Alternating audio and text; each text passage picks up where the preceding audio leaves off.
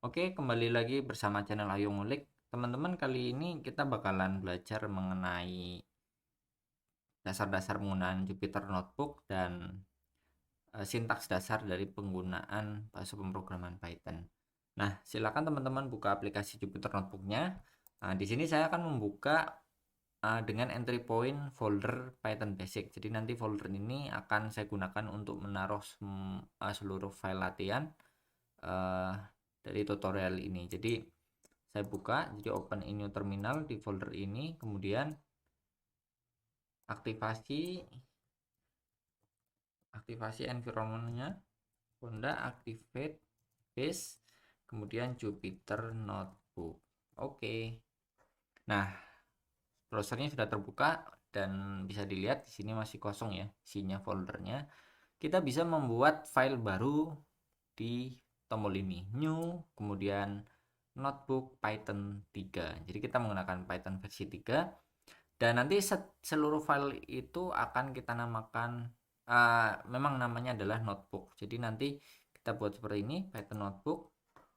Nah, seperti ini tampilannya. Jadi uh, dia mempunyai ekstensi .ipynb gitu ya. Jadi, nah, sebelum ke materi sintak dasar Python, nah teman-teman bisa lihat ya di sini ada sebuah kotak gitu yang kalau saya masukkan klik di sini ada kursor yang bisa kita ketikkan, bisa ketikkan sesuatu. Nah, ini di Jupyter Notebook namanya adalah cell ya, cell. Jadi sel ini apa? Jadi sel ini pada dasarnya nih paling gampangnya ini adalah salah satu tempat untuk menuliskan codingan bahasa pemrograman Python kita gitu. Jadi kita menaruh semua instruksi nanti di sini gitu. Misalnya saya kasih instruksi di sini print halo dunia. Nah, ini adalah instruksi di bahasa pemrograman Python. Kemudian kita bisa run. Dan bisa dilihat ya, di sini sudah keluar outputnya. Jadi saya cuma memanggil fungsi perintah cetak halo dunia dong itu, dan dia akan mengeluarkan hasilnya. Jadi sel ini nanti bisa digunakan untuk pemrograman interaktif. Jadi apa yang teman-teman tulis di sini maka bisa langsung tercetak di sini. Tapi jangan lupa diketik, diklik run dulu ya, diklik run, atau kita bisa juga menggunakan shortcut yakni shift enter. Shift enter. Nah, ini tandanya ketika ini counternya nambah artinya dia dieksekusi 3 kali. Oke, seperti itu kira-kira sel itu. Nah, untuk berinteraksi dengan sel ini teman-teman bisa lihat di menu ini ya, di menu edit kita bisa copy selnya, kemudian kita bisa paste di bawah, paste cells below, atau bisa juga kita hapus ya, hapus seperti ini. Atau nggak jadi hapus, kita undo aja, undo. Nah, gitu. Atau bisa juga kita merge. Nah, coba kalau kita merge hasilnya. Nah, seperti ini. Nah, ini silakan nanti teman-teman explore gimana untuk berinteraksi dengan sales.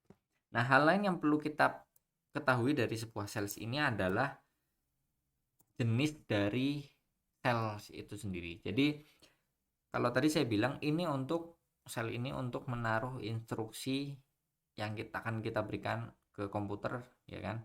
Nah, ada juga sales yang bisa digunakan, yang kita gunakan untuk, misalnya saya bikin di sini ya, sel below, yang kita gunakan untuk menulis dokumentasi itu, atau kita menulis judul gitu bisa juga. Nah, kita harus mengubahnya menjadi, kalau ini kan default code, nah kita harus mengubahnya menjadi markdown. Nah, untuk menggunakan ini teman-teman perlu belajar, sebenarnya gampang ya, tapi teman-teman bisa explore nanti penggunaan markdown itu apa sih gitu, dan markdown itu cara pakainya gimana. Nah, itu sebenarnya mudah. Nah, ini untuk gambaran saja, misalnya saya membuat judul untuk notebook ini, maka saya bisa menuliskan heading level 1 yang diawali dengan kurung tanda pagar 1 kali, kemudian saya lanjutkan dengan judulnya sintak dasar Python. Nah, saya enter, nah maka akan menjadi judul seperti ini. Saya bisa naikkan ini. Nah, kita kembali ke materi sintaks dasar Python. Jadi ada beberapa hal yang bakalan kita pelajari hari ini. Yang pertama adalah masalah indentasi. Saya tulis ya di sini sebagai judul indentasi. Jadi apa itu indentasi? Jadi indentasi ini adalah kalau bahasa Indonesianya menjorok ke dalam ya. Jadi indentasi ini adalah salah satu cara penulisan. Jadi penulisan sintaks dalam Python untuk menandakan sebuah atau membedakan satu blok dengan blok yang lain gitu ya. Jadi nanti ini bakal sering muncul ketika kita membuat misalnya perulangan gitu ya, atau looping, atau mungkin percabangan kondisi if else, atau mungkin membuat fungsi dan sebagainya. Kita bakalan menggunakan indentasi ini. Nah, kita nggak perlu tahu apa itu tadi yang saya sebutkan, perulangan kemudian percabangan. Untuk kali ini nanti kita akan belajar di materi berikutnya, tapi yang penting sekarang kita tahu bahwa di Python ada cara penulisan indentasi, dan ini sering muncul, pasti akan sering muncul di codingan kita gitu. Jadi seperti ini misalnya.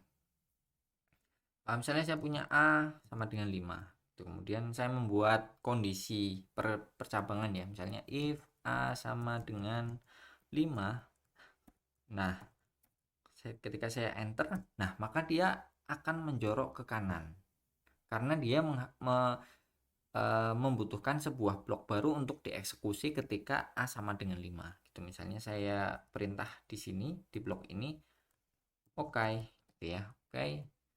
Terus misalnya saya kasih else. Nah, ini juga akan ada indentasi. Artinya jika tidak 5 maka harus ngapain? Nah, maka saya kebalikannya not okay.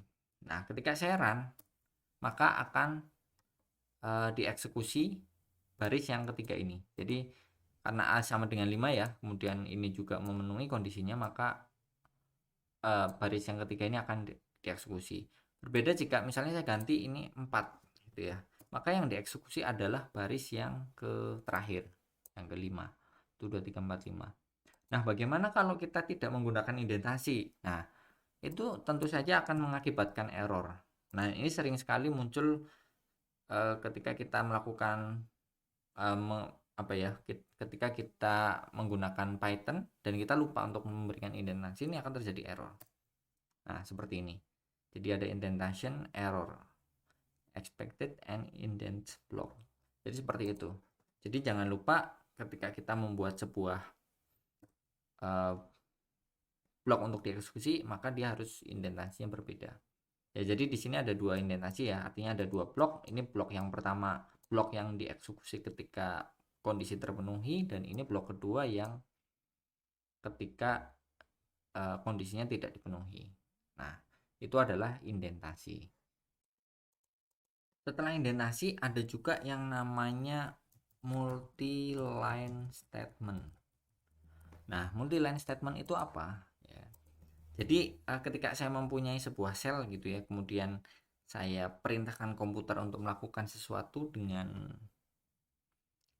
perintah yang saya masukkan gitu, misalnya 89 atau misalnya 1 ditambah 2 ditambah 3 tambah 4. Artinya ini saya memerintahkan komputer untuk melakukan penjumlahan ke angka-angka ini. Nah, ini hasilnya 10 gitu ya. Ini kan teman-teman bisa lihat ini satu baris gitu ya dalam satu sel gitu ya. Nah, kalau misalnya saya tambahkan sampai 8, 9, ya ini masih oke ya. Nah, tapi ternyata coba bayangkan misalnya kita baris perintahnya panjang gitu ya, sehingga tidak mungkin lagi misalnya seperti ini. Misalnya seperti ini, sehingga kita tidak mungkin lagi, ya jadi susah melihatnya kan, jadi susah melihatnya. Kita bisa run ini. Nah, tapi untuk memudahkan kita bisa break ini menjadi 2 baris, meskipun ini satu statement. Nah, gitu misalnya kita bisa menggunakan backslash dimanapun gitu. Misalnya kita mau pisah di sini, backslash, kemudian enter saja. Kemudian saya taruh juga backslash di sini atau di sini ya, di sini enter saja, terus saya run. Hasilnya kan 315 ya. Ini masih sama 315. Jadi tanpa indentasi juga ya, di sini bisa ini tetap satu perintah gitu ya, tapi cara penulisannya 3 baris. Nah, kira-kira seperti itu multi-line statement. Nah, ini multi-line statement. Nah, oke, kemudian ada kebalikannya multi-line statement, yaitu multi statement in single line. Nah, ini kebalikan dari multi-line statement di atas. Jadi apa bedanya? Nah, tadi kan kita misalnya ngetik ini ya, saya copy aja, copy, kemudian print halo dunia, ya kan? Nah, ini kan satu perintah dalam satu baris ya.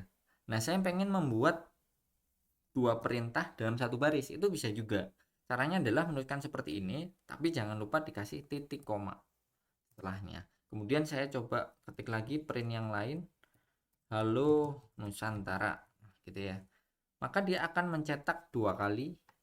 Yang pertama halo dunia dan halo Nusantara. Karena ini 2 perintah meskipun satu baris. Ini sama saja seperti misalnya saya copy di sini. Sama saja seperti ini. Nah, itu multi statement in single line. Nah, berikutnya adalah penulisan komentar dalam pemrograman Python. Nah, maksudnya apa gitu? Ketika kita menuliskan komentar, itu diawali biasanya dengan tanda pagar 1 kali.